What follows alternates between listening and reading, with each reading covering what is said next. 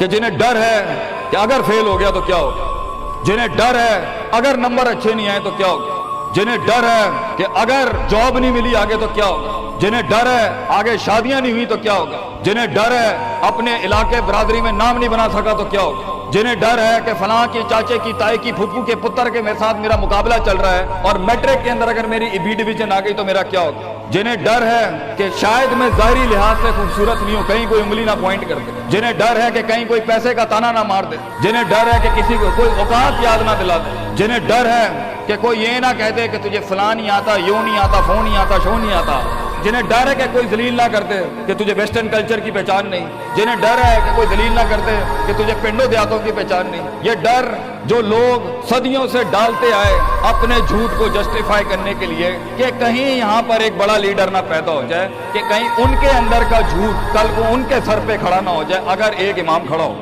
تو لوگ اصل میں معاشرہ سوسائٹی اس لیے نہیں ڈرا رہا ہوتا کہ وہ خود ڈرے ہوئے ہوتے، وہ اس لیے ڈرا رہا ہوتا ہے تاکہ انہیں اپنے آپ کو یہ نہ کہنا پڑ جائے کہ یہ کیسے کر گیا۔ تو زندگی بیٹا is full of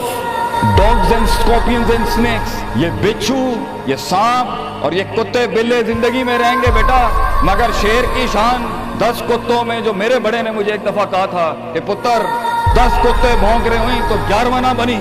شیر شیر ہوتا ہے بیٹا، وہ اپنی خاموشیوں سے رام کرتا ہے سلطنتوں۔